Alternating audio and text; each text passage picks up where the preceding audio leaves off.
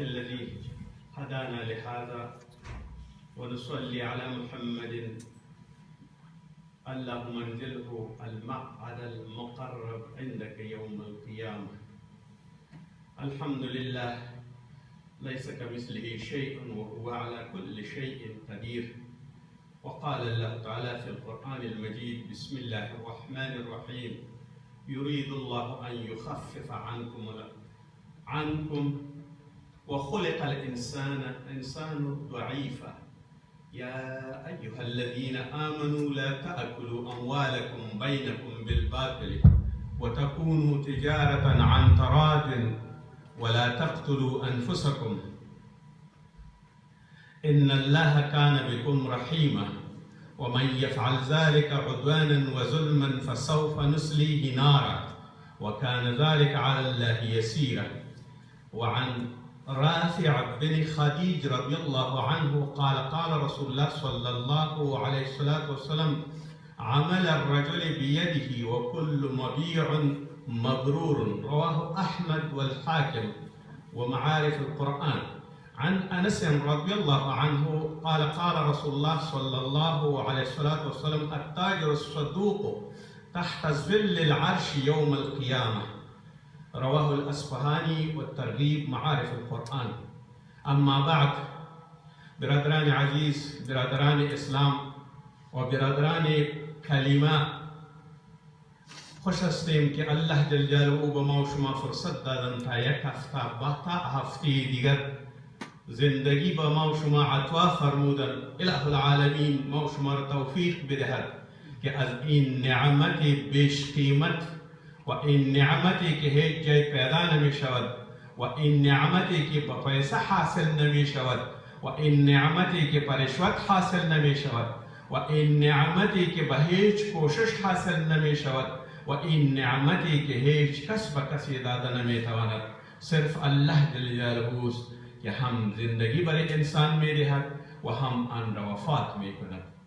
شکر به هر حالش و شکر به همه نعمتایش و خداوند جل جلاله زبان ما و شما را در آن جای استعمال کند که الله جل جلاله خوش باشد. دستای ما و شما را، پایه ما و شما را، همگی اعضای ما و شما را خداوند جل جلاله فی سبیل الله و در راه خدا استعمال کند و این نعمت را باید شکر بکشیم که ما و شما را الحمدلله انسان عاقل و انسانی که همگی شؤونات زندگی میفهمیم، خداوند جل جلاله اخلاق نیکو و اسلامی با ما و شما عطا فرماید. آیاتی که فرمود عرض کردم، قرآن عظیم شان در سوره نساء در آیات 29 و 30 می فرماید الله جل درباره امروز درباره بیع و شراء باز چیزی سخن میگویم و بیع و شراء امروز میبینیم که یک کسی مال دیگر را میخورد، باید به چه ترتیب بخورد؟ باید بیع باشد، شراء باشد، یکی با دیگر باید معامله داشته باشد و به خوشی خود باشد و در این برای این خوشی شرایط بکار است و این خوشی را الله جل جلاله فرموده است که به خوشی بخورید مالهایتان و هر شرطی که دارید در مابین بیع شریعت رسول الله صلی الله علیه وسلم و علما که گفته باید آن مراعات شود و بیع و شراء به طریق سنت و سنت الهی و سنت رسول الله صلی الله علیه وسلم باید اجرا شود. ولهذا پیش از اینکه برویم که چند شرایط دارد یک بیع و مبیعی که انسان میخره، یک متاعی که انسان میخره، باید به چه شرایط باید بگیره و چند شرایط دارد. پیش از این آیات مبارک را میخوانیم که الله جل جلاله میفرماید: یا ایها الذین آمنوا، ای آن کسانی که ایمان آورده اید، لا تأکلوا، ای کسانی که ایمان آورده اید اموال یک دیگر را به باطل و از راههای نامشروع نخورید مگر این که تجارتی با رضایت شما انجام گرفته باشد و خودتان را نکشید، زیرا الله نسبت به شما مهربان است و هر کس که از روی تجاوز و ستم چنین کند پس زود او را در آتش سوزان در آورید و این بر الله آسان است.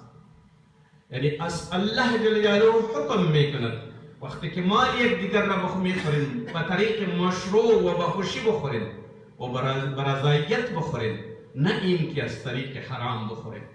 این است که الله جل جلاله مال را نخورین، مالهای را به باطل، از طریق رشوت، از طریق سود، از طریق زور، از طریق قمار، از طریق بت فروشی، از طریق شرف فروشی، از طریق نامشروع پیسه را به دست نیارید و تجارت نکنید. لا تأکلوا اموالکم بینکم بالباطل، با باطل نخورید و یکی با دیگه با باطل در اموال، در معامله و در عقد شریک نشوید، الا ان تکون، مگر آن که باشد عن تراد، برضایت یکی دیگر، منکم از شما راضی باشین و حلال باشه، بفروشین، بخرین، یکی با دیگر بدهین، هبه میدهید، صدقه میدهید، بخشش میدهید، اما به رضای خود. انفسکم، چیزی که ولا تقتلوا انفسکم، نکشید نفسهای خود را. علما میگن لا تقتلوا انفسکم به این معنی است که نفسهای خود را نکشید. چرا نکشید؟ به خاطر که حرام میخورید، گوشتتان به دوزخ برابر میشود و کشتن است که برای کشتن خود تیار میکنید و حرام میخورید. ولهذا از آن خود نگاه کنید، حرام نخورید و هیچ وقت خود را نکشید. یعنی خودکش شما هستین، روز به روز حرام میخورید، با آتش دوزخ خدا می اندازید و خدا به دسته میکشید و در دنیا زندگیتان حرام میباشد.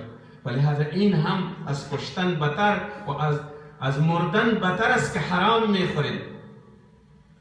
لا تقتلوا انفسکم. و دیگر این است که علما هم میفرماید و حدیث بخاری شریف است، یعنی خودکشی نکنید، خود را نکشید، به خاطر که زیرا که عقوبتش سنگین است، در آخرت برایتان جزاست. خود را نکشید. در حدیث آمده کسی که خود را خفه و حلق و آویز کند، خود را بکشند به یک چیزی، همیشه در دوزخ خود را خفه می کند. و هر کسی که با نیزه خود را بکشد، همیشه خود را در دوزخ با نیزه خواهد زد. صحیح بخاری. این حدیث بخاری است. هر کسی که در دنیا خود خفه می کند، در آخرت خود را هر وقت خفه می کند و خدا می کشند. و اگر کسی به نیزه و چاقو خدا می کشند، به تفنگ خدا می کشند، روز قیامت هر وقت خدا به تفنگ می کشد، خودکشی می کنند. و خودکشی آن مرض است که الله جل جلاله آن را نمی بخشد و باید جنازهش هم نشود. چرا که نفس انسان یک امانت است پیش انسان و این امانت را باید در راه خدا استعمال کرد، نه اینکه به نفع خود و یا به ضرر خود استعمال کنی. این حق نداری. ولهذا نکشید نفسهای خود را و مالهای خود را به دروغ نخورید. درست است، بعضی اوقات می شود که مالها را بخورید، اما در اون که اقسامی است. یکی مال حرام است که شما می خورید و یکی مال است، یکی مال برازی است و یکی مال از مجبوریت برازی است. معنیش چیست؟ برازی است که برات میفروشه گندم و میخری به ثمن، درست است؟ خلاص میکنی عقدتا. اما یکی است که از مجبوری میخوری. به طور مثال یک ماموری است از پیشت رشوت میخواهد و یک کارت پیش او بند است. فلهذا این انسانی که به رشوت میخوره و به رشوت خود نزدیک میکنه، این رشوت برازا نمیشه، این از مجبوری رضا میکنه، از مجبوری رضا میشود. چرا که او مجبور است که باید رشوت به یک مامور بدهد و کار خود را خلاص کند. اگر نه این رضایت است، خوشی است، اما به مجبوریت. این رضای مجبوریت میگه و یک رضای آزادی است. دوم، مانند این که یک کسی تجار است، همه مالهای یک چیزی را کار داری، مانند قلم، مانند کالا، مانند یک پوشاک، یک چیزی را کار داری، ضروریت، مانند غله، مانند تیل، مانند دیگر چیزایی که گس، او را همه میبره و در خزانه خود استاک میکنه و او را ذخیره میکنه. وقتی که ذخیره میکند و همه بازار خالی از این میشود، خودت هم مجبوریت داری که باید بخری. و خودت هم مجبوریت داری و ما هم مجبوریت داریم که باید بخرم. ولهذا برای خریدن چه شرایطی به کار است؟ این است که او اگر میفروشد درست است، رضای من هست که باید اون چیز ما احتیاج هستم باید بخرم، اما او ظالمی که این استاک کرده، احتکار کرده، جمعوری کرده و برای اینمی قیمتی با مانند این که 1 افغانی قیمت داره و آن را به 10 افغانی در وقت مجبوریت برایت میفروشد. این است که اینجا رضایت است، چرا که خودت احتیاج هستی، اولادت برش احتیاج داره، همه فامیلت احتیاج داره، همه مردم احتیاج داره، اما این ظالم که ذخیره کرده و برای این نگاه کرده که تو را در یک مجبوریت گیر بیاره و بالاخره بالایت بفروشه، این تجار ظالم. ولهذا این است که خوشی به مجبوری است. اگر نخری ولهذا چی بخوری و اگر نخری باید چطور چاره کنی، دیگر چاره نیست. این است که این مجبوری به خوشی و یکی رضا به خوشی خود و یکی رضا به مجبوری خود. همین قسم 1000 قسم کار پیدا می شود که مردم آن را مجبور می سازند و مجبوری یکی از لعنت های هستند که الله جل جلاله را منع کرده به باطل نخرین، باطل است و نکنین این کارا را. فلهذا مومن را میشناسد، باید خودت چیزی به خود خوش داری به دیگر مومن خوش بداری. این است که الله جل جلاله می فرماید وقتی که و من یفعل ذلک، کسی بکنه این کار را ظلما، این است که این ظلمی است و تجاوزی است که به یک انسان می شود، از احساساتش از مجبوریتش سوی استفاده می کنی. یک کسی در خانه با کرایه میشینه و آن کسی دیگر جای کرایه نداره و تو هم برایش کرایه هر روز بلند میکنی و هر روز هم رای جنجال میکنی. از مجبوریت او استفاده میکنی، از ضروریت او استفاده میکنی. ظاهرا رضاست که در خانه توست، اما به خدا چی جواب میگویی؟ او را مجبور ساختی که باید کرایه بلند بدهد. همین قسم در هر چیز، هر کسی که مجبوریت بر رضا باشه، ولهذا الله جل جلاله او را ظلم میداند. فسوف نصلیه، و کسایی که ظلم میکند پس زود است نصلیه که آن را برسانیم و بیاندازیم نارا در آتش و کان ذلک علی الله یسیرا. و اگر فکر نکنین که الله جل جلاله به این توانایی ندارد که تو را در آتش انداخته نمیتواند، بلکه الله جل جلاله به هر چیز توانایی دارد. تو را پیدا کرده ولهذا تو را منظم میکنه و تو را میگوید که حتمی و ضروری است که برای ما برایی و چیزی که سنت الهی است باید او را استفاده کنی، نه اینکه از احساسات مردم استفاده میکنی. و احادیثی که خواندم رسول صلی الله علیه و سلم میفرماید عمل رجل بیده، به دست خود یک انسان عمل میکنه و کل مبیع، و هر فروشنده و هر چیزی که برزا باشه و باید دست باشه مبرور، نیک است، برکتناک است و بهتر است. الله جل جلاله در آن برکت میاندازد، خلاف از آن چیزی که به خلاف رضای خدا باشه. و می فرماید انس رضی الله عنه روایت میکند التاجر الصدوق، کسی که راستی هم صداقت میکند، نفع خودم در نظر میگیرد، سهولت مردم هم در نظر میگیرد، تحت ظل العرش یوم القیامه، در روز قیامت زیر سایه الله جل جلاله، زیر سایه عرش را جای میدهد، در اونجا میباشد. مهم به این که در فقه در بیع و شراء نظر به این موضوعی که باید برزا خورده شود، ما یک فصل و باب مستقلی داریم به نام باب الخیار در بیع و شراء. خیار لفظش اختیار است، اختیار داری، از اختیار مشتق شده و به 2 معنا می رود. یکی انتخاب می کنی یک چیزی و یکی معامله را پس فسخ می کنی، در هر دو اختیار داری، می خری یک چیزی و یا این که نمی خری یک چیزی. و یکی اینجا میم او این چندین شرط داره که باید خیار چه رقمی استعمال شود و کدام وقت استعمال شود. خیار شرط ای را می گوید که دلت این سودا را می خری بر رضای خود و یا نمی خری. یکی این خیار شرط است و باید خیار شرط ضایع نشود. می توانی تا 3 روز خیار شرط باشه.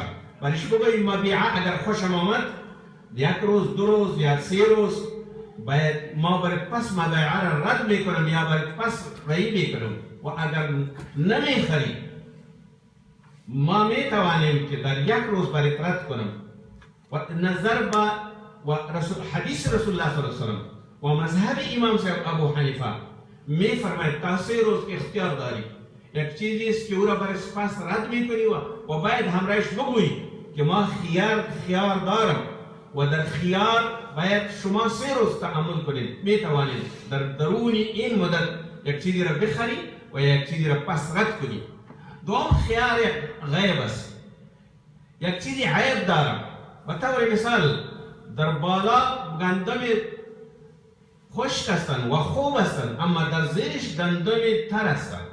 وقتی که میخری از پیشش برش یا مثلا یک چیزی چینایی برات به نام امریکایی یا به نام اروپایی تیر میکنند برات میگوید که قسم میخوره که اینمی ترسید عیب برات نمیگوید که این یک در چیزی است که باید تنزیل باشه و خرد است یا گندم تری داره اما سرت میفروشه. یکی است و دوم است که وقتی که میخری برات میگه برادرم این چیز چینایی است، این چیز اصلی نیست و یا این گندم ما در درون تر گندم داره.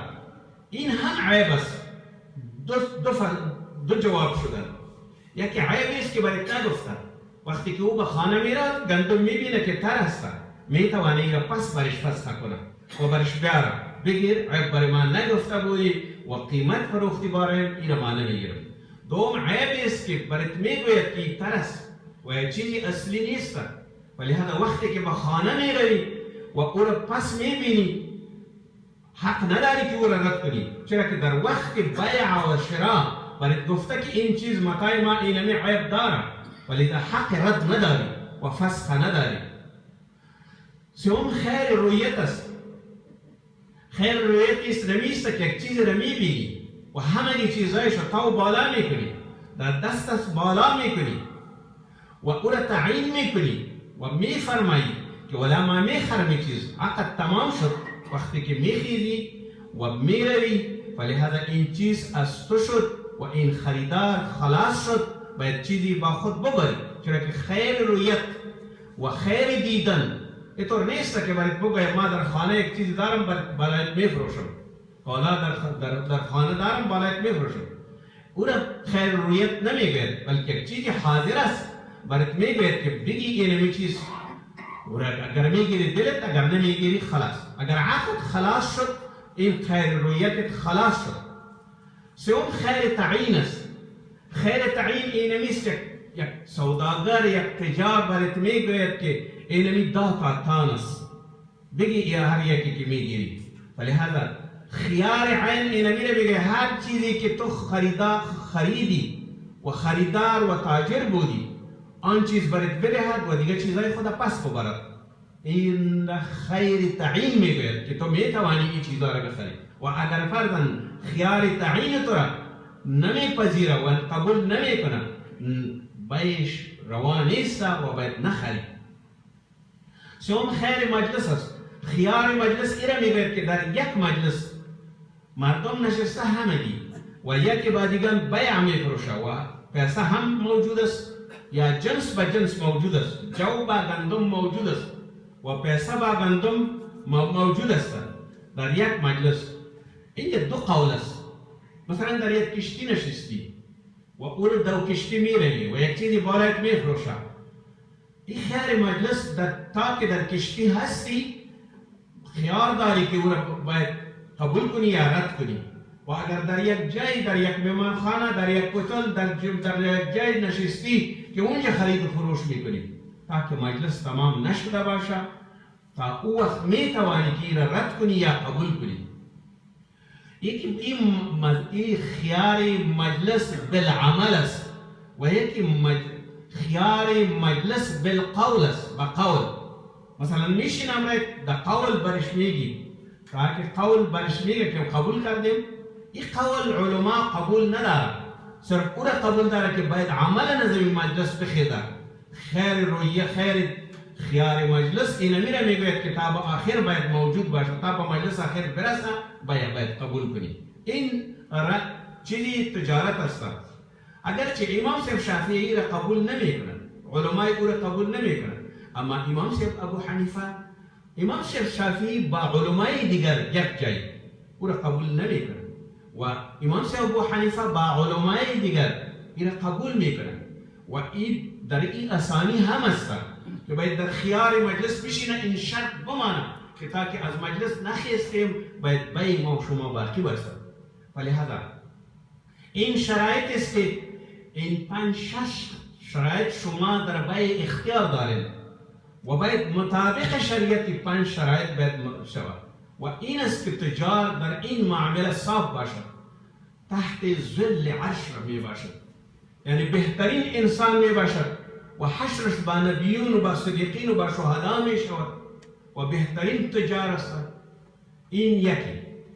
و رسول صلی الله علیه و سلم می فرماید، ابن عمر رضی الله عنهما روایت می کند، قال رسول الله صلی الله علیه و سلم المتبایعان كل واحد منهما بالخيار، هر دو خریدار و فروشنده به خیار هستند، اختیار دارند، علی صاحبه یکی بر دیگر.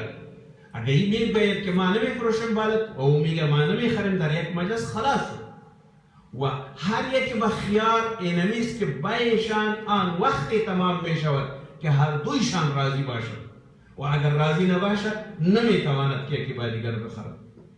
حکیم بن حزام رضی الله عنه از رسول الله روایت میکند البیعان بالخیار، گیرنده و فروشنده هر دویشان بخیر، ما لم یتفرقا، تاکه هر دویشان جدا نشده باشد و نشسته باشد تا او وقت خیار داره که او را رد کنه متاع را و یا بگیره. و این صدقه و بین بورک، اگر فرضاً به این ترتیب الله جل جلاله بایشان تمام کردن، رسول الله صلی الله علیه و سلم می فرماید که الله جل جلاله در این برکت می اندازد و اگر کتم کرد و یک چیزی در این فوت کرد و عیبش و یا خودش نشدنی کار بکنه، ولهذا اینجا چیست؟ اینجا الله جل جلاله همه برکت از آن میبرد. ظاهرا برکت است، زیاد است پیسهش، اما در حقیقت همه برکتش میبرد. عن ابن عمر رضی الله عنه می فرماید انی اخدع فی البیوع، یک کسی برش آمد که ما همیش چیزی که میخرم در او تکلیف است برای ما، مرد بازی میدهد هر کس. و رسول الله صلی الله علیه و سلم شکایت کرد، برش گفت یک حدیث دیگه است که برش گفت دیگه نفروش، میگه این مرض دارم که باید حتمی و ضروری یک چیزی را بخرم. باز میگه که خوب این کار میکنم، فقل بگو برش لا خلابت، خیانت در اسلام نیست و این چیزی که برای ما میفروشی باید به صداقت بفروشی، این را به هر کس باید اعلان کنی. اگر باز او تجاوز میکند، تجاوزش با او تعلق دارد نه با خدا.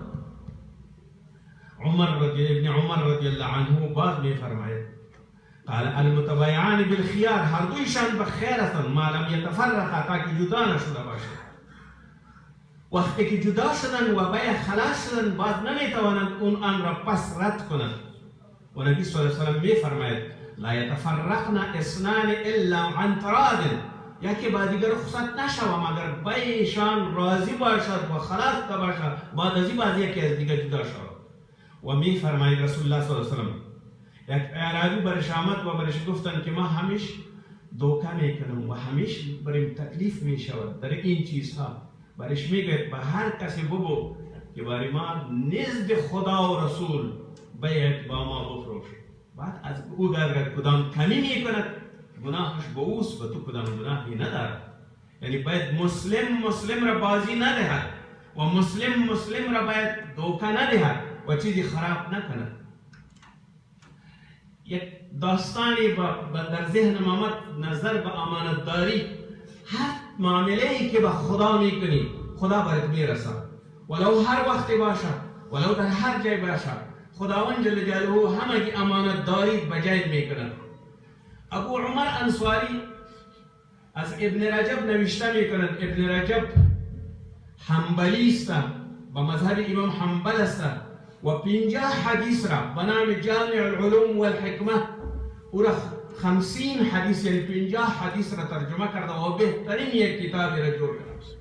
او می فرماید در ضمن طبقات حنابله یعنی در آن طبقات و کتاب می فرماید قاضی ابوبکر الانصاری البزار این میگه به حج رفته بود و به حج رفتن و حج و مناسک خود می کردن. وقتی که مناسک و حجشان یک وقتی بود که بسیار زیاد گشنه و تشنه شد، گرسنه شد و نمیتواند که دیگر اینجا همگی رسوم و مراسم حج و شعائر حج به دوام بدهد.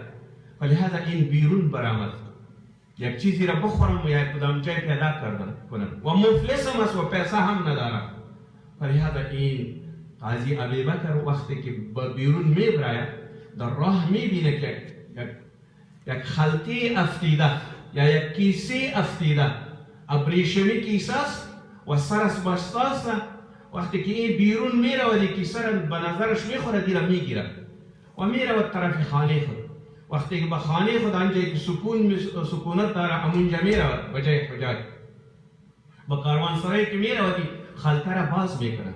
وقتی که باز میکند میبیند که یک گردنبند مروارید در مابین این است. پس به همان ترتیب یک کیسه ابریشمی را همان قسم بسته میکند و خودش بیرون میبراید. طرف نان که کدام چیزی نان رو پیدا کنم و بخورم گشنه هستم.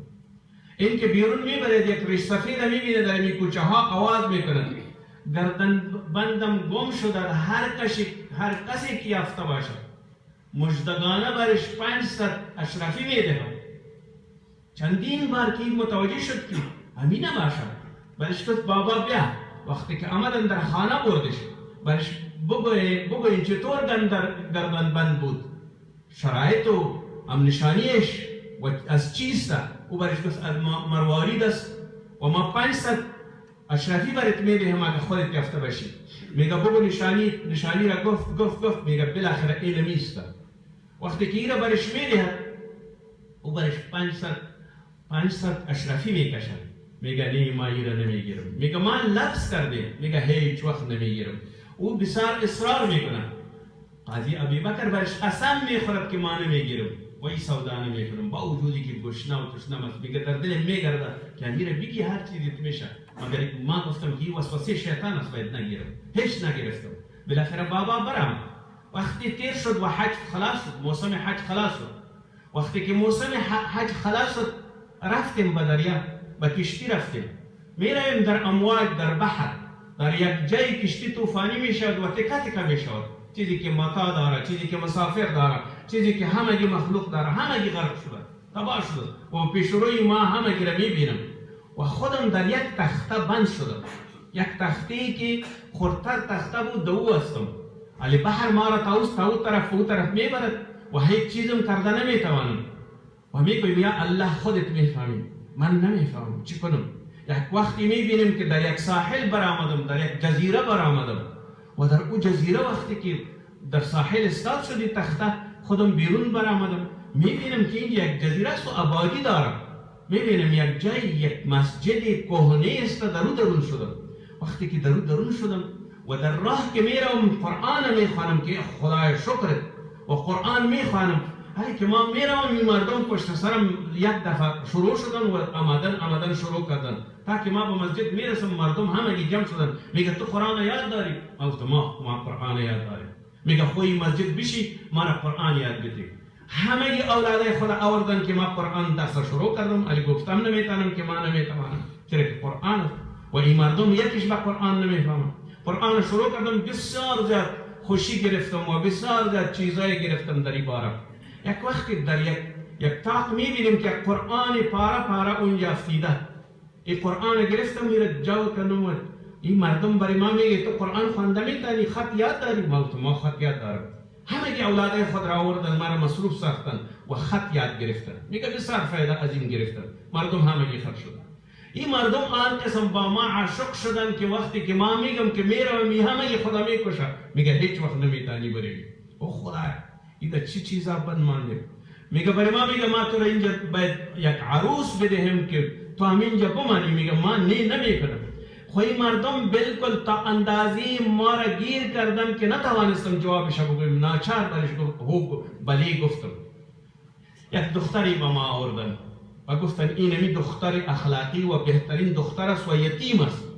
وقتی که دختر میاد و وقتی که ما میبینیم در گردنش یک خار است و گردنبند، ما متوجه شدم که چطور است. بسیار زیاد زیبا و خوب معلوم میشد. همین گردنبند میبینم وقت زیاد تیر شد. این مردم برای میگه چی کردی؟ یا عالم، یا شیخ، یا استاد، تو چی کردی؟ دل این عروسی تا شکستان دی، تو با گردنبند میبینی و به دختر نمیبینی. ما برات آوردیم که این میره برات نکاح بده و تو به این نمیبینی و به گردنبند میبینی. میگه وقتی که برش گفتم این گردنبند یک داستانی داره. میگه گفتن چی داستانی داره؟ این قصه را برش شروع کردن. قصه را کتاب آخر رسانم یک دفعه تمامش شروع کردن. الله اکبر، سبحان الله، الحمدلله. میگه این همه جزیره پر کردن از این آوازها. حیران ماندم که چی شدن این مردم سرش چی آمدن که اینطور یک آوازی میکشن. میگه بالاخره برش گفتم چی گپ هست؟ خیریت است؟ چرا این آوازها را میکشن؟ میگه گفتن که ما حیران ماندیم که گردنبند چطور تو آشناستی با او. برش گفتم اصلا قصه چیست؟ میگه یک ریش سفید ما که پدر اینمی دختر است، این رفته به حج و در حج اینمی گردنبند گم کرده بود و یک انسان او را پیدا کرده و پس برش داده و این گردنبند تا اینجا که آمدن. همین ریش سفید در 5 وقت میگفتن یا الله این قسم انسانی ما در دنیا ندیدیم، کاش که او بید و دختر خدا برش نکاح بده. وقتی که این را میگه شنیدم حیران ماندم. بعد برش گفتم او گردنبند ما پیدا کردیم. باز آواز کردن این مردم. بالاخره نکاح هم رایشان بسته کردم. وقتی که نکاح هم رایشان بسته کردم یک وقتی تیر می شود الله جل جلاله 2 فرزند برای ارزانی کردن و یک زنی بود با اخلاق با شرف که حیران میماندگی شد. بالاخره او زن به حق پیوست و فوت کرد و ما بسیار زیاد پریشان شدم. هر دو بچه‌ایم هم یکی به دیگه و این گردنبند مان به میراث به ما و به بچه‌ایم. یکی به دیگه فوت کردن، یکی پشت سر دیگر و من در همان جا ماندم تا آن وقتی که این گردنبند به ما ماند و دیگه ما گفتم این گردنبند هر روز مرا بیجورانه به 1100 دینار در وقت که با میلیون ها پیسه می شود. این میگه فروختم. بعد از این با مردم گفتم که دیگر خدا حافظ. میگه من خدا حافظی نمیدن و همونجا ماندم در اون جزیره. ربنا آتنا فی الدنیا حسنه وفي الآخرة حسنة وقنا عذاب النار وصلى الله تعالى خير خلقه محمد وآله وصحبه.